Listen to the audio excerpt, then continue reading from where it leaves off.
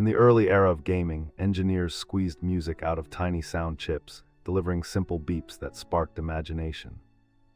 From the classic TSN 76489 to Yamaha and Konami voices, these chips shaped game moods before sophisticated synthesizers existed.